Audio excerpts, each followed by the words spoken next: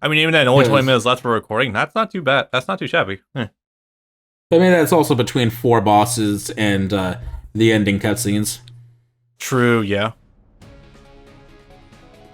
I am always impressed by the size of that fucking cannon. It's the cannon from 7. Boy, you thought guns were gonna do in Samurai before until they see this fucker. No, I get it. You wouldn't need something this size to put down Mitsunari.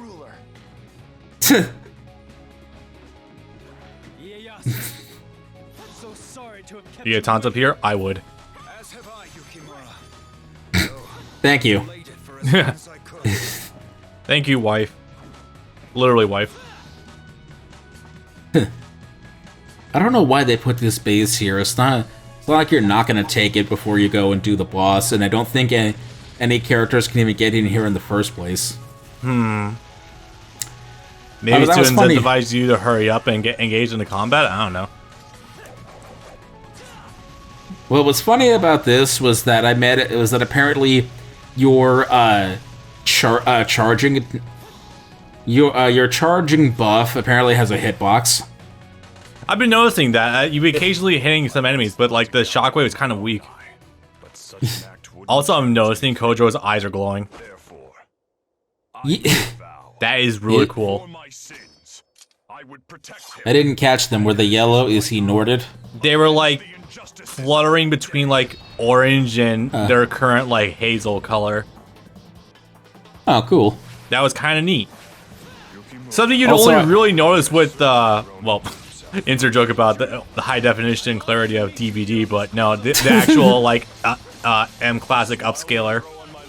Yeah, that's another thing actually that also gets highlighted really well is that he has the emblem of the Date on the guard of his sword. Oh, cool. He has the symbol, the crest of the Oshu clan. Huh. Lord Masamune is indeed fortunate. If he has an adversary able to ride out the forest of storms.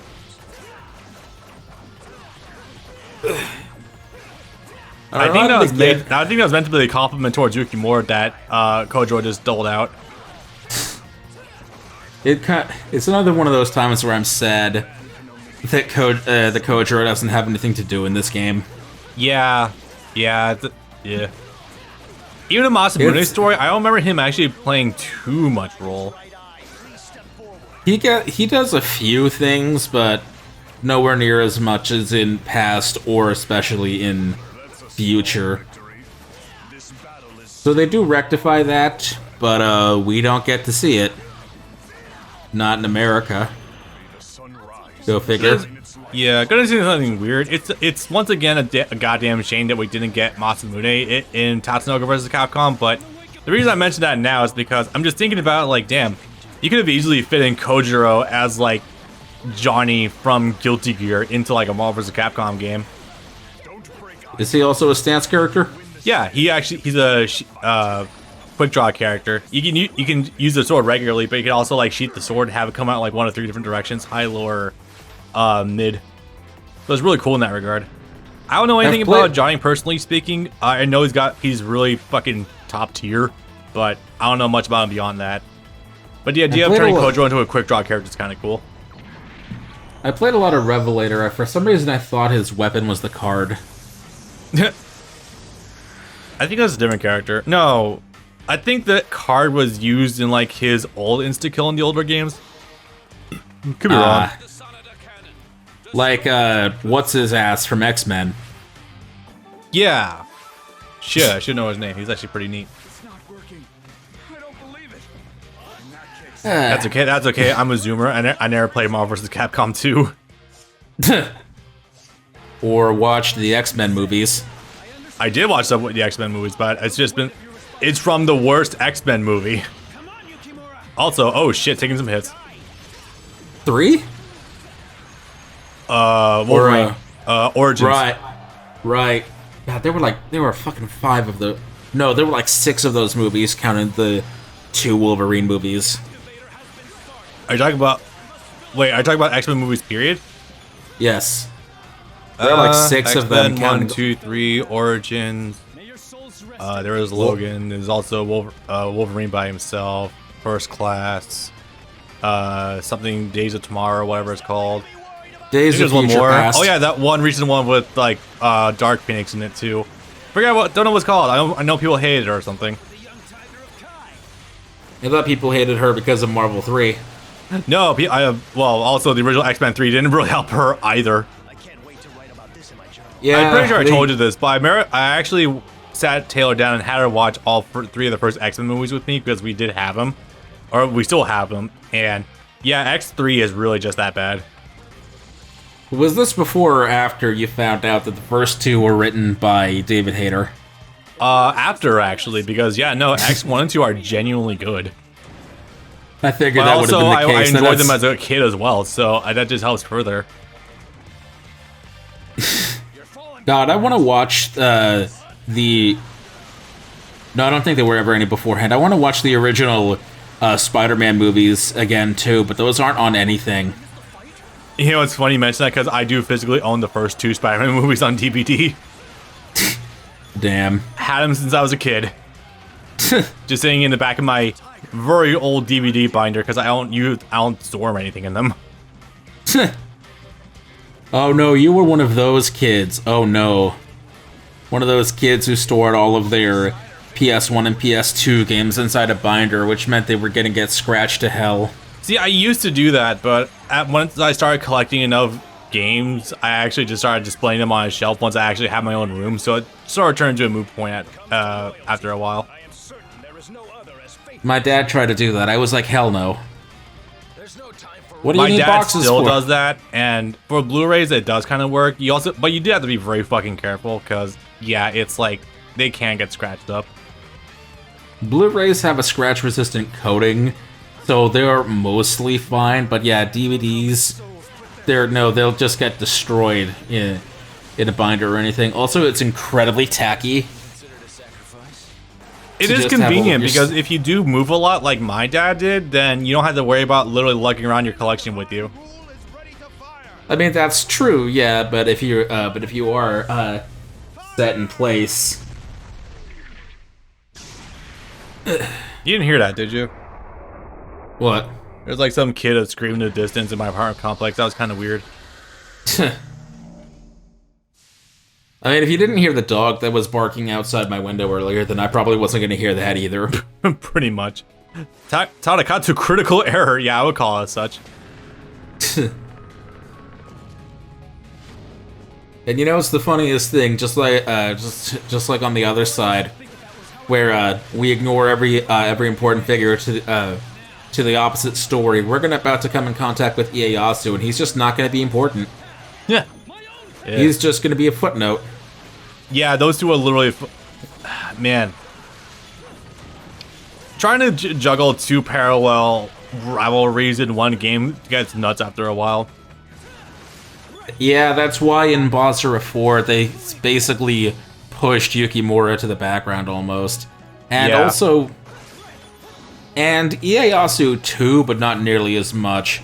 There's still plenty of conflict between Ieyasu and Mitsunari in 4, but the main characters of 4 basically are Mitsunari and Masamune. That's why they're the characters that fight each other most prominently in the opening. Yeah. In outer space.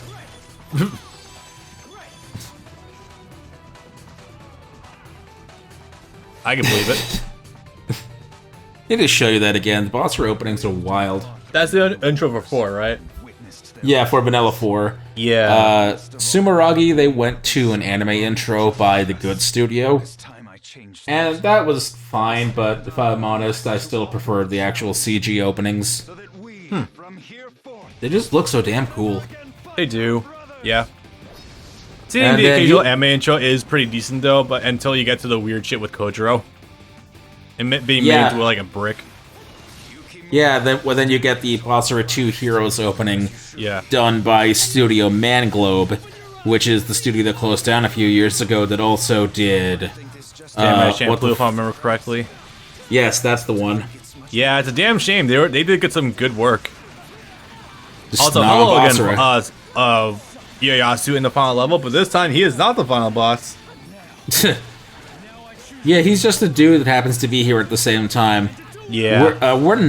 We're not going to push past all of our problems today. We're just gonna wallow in the now.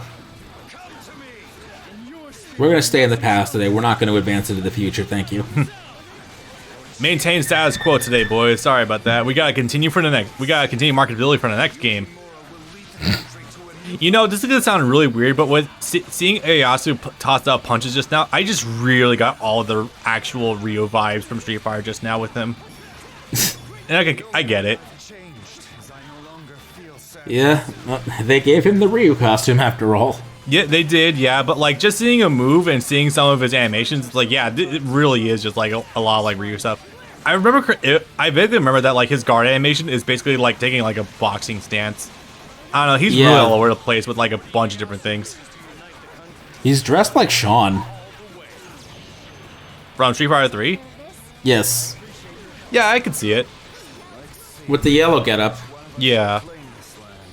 And then one of his R1 moves, if I remember correctly, is essentially just like explosion from the Beowulf Gilgamesh moveset.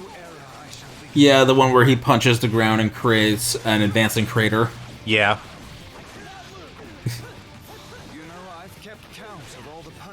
I get it now. Sengoku Basara is just an excuse to individually flesh out all of the weapons from Devil May Cry. You know, probably not too far off the mark, although we haven't got a character that uses essentially Nevin just yet. Eventually. That one? What weapon is that one? The electric guitar that shoots bats in 3. So we don't have that quite yet, but we have a character in Basara 4 who one of their weapon skins is a guitar. Except it's a skin for a short sword. Close enough. You know, I was actually thinking about that the other day. I barely remember any of the weapons you actually pick up in Devil May Cry 2 at all. Like, as far as memory serves, I think you mostly just do stick to the Rebellion. That's about it. What weapons? That game only has guns. Yeah, I know.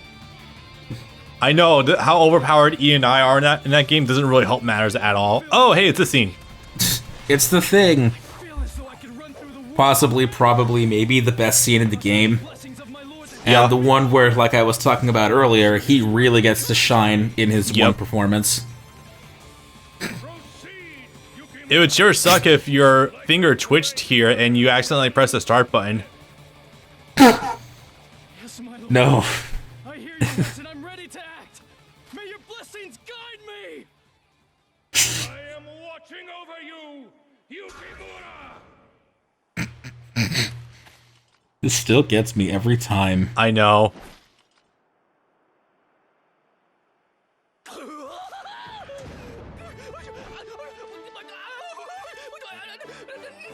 my lord. How could you be there? I still like that sound clip and make that a stream notification. Wait. You see, Yukimura, I got vaccinated! The symptoms were but mild compared to the rest of them.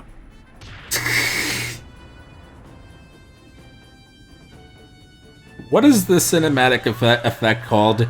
Where something makes an impact, but it repeats 3 times, except in this case 2 times. What is that called? I'm not sure. There's definitely a word for it, but yeah. Not any longer.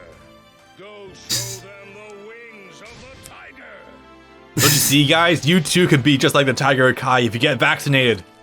You can walk off you can walk off any sickness. That's what the Bill Gates microchip does to you. It gives you super juice. Nanomachine, son. But yeah, that's the only other scene in the game that has Shingen Takeda in it, and that scene is also the best showcase. Michael McConaughey is really great in the role, and I do wish we got more of him. Yeah, I was thinking about this earlier. Like, I honestly cannot remember how fucking far. Like, I don't know how far back you can track Michael's roles. He's been around for fucking ages. He might even go back to Robotech, maybe. He does. He goes back to the early 80s. Holy shit. That's impressive. Early 80s, you say. Goddamn. Yeah, because that man is ancient. Yeah.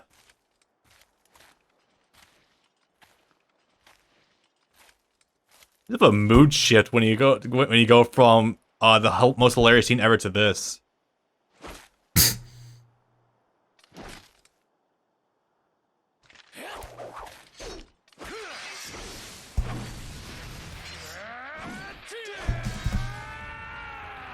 I would like to see these cutscenes actually on the full MT Framework engine, not the light engine.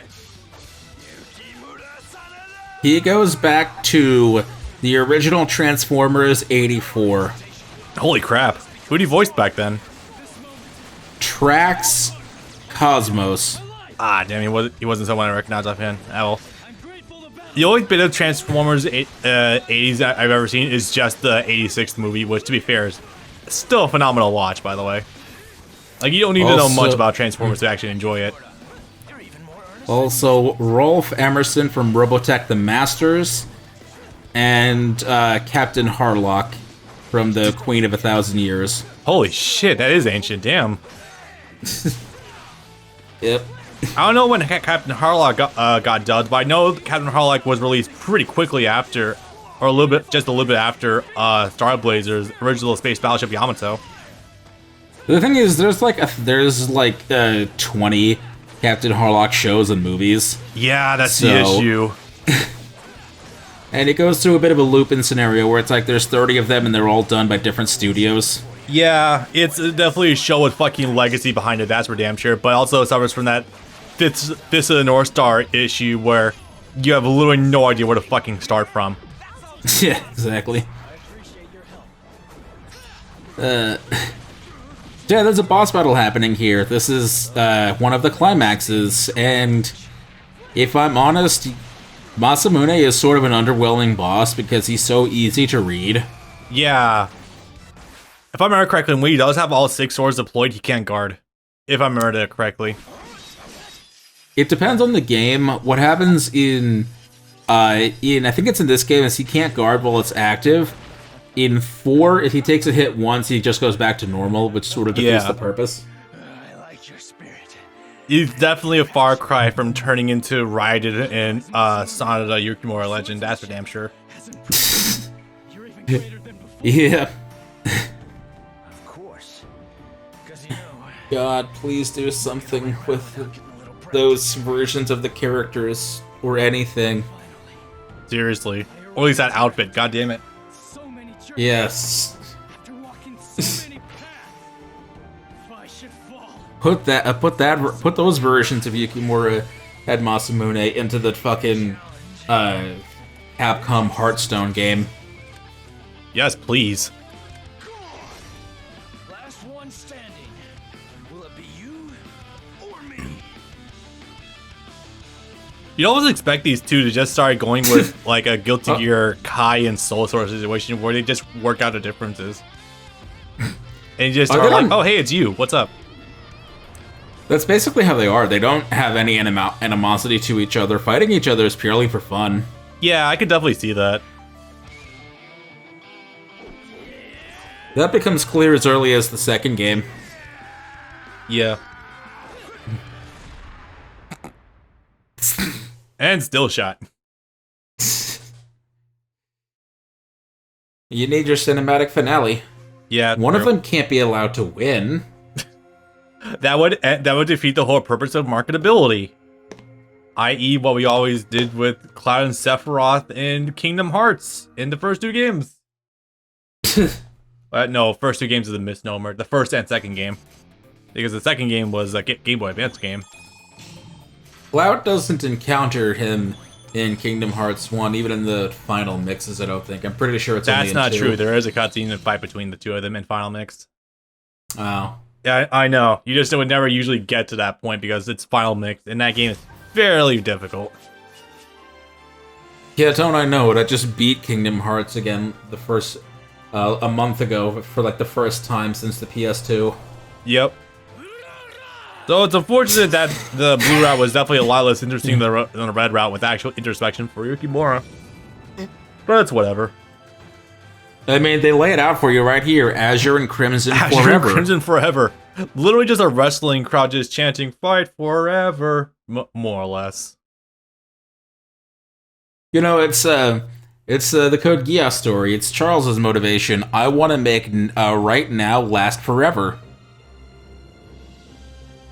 Yeah. Boring though. Anyway, I guess next up I don't know what character I'm actually doing next. Masamune maybe? Ieyasu? Next character is Masamune. Okay, sweet. Party time.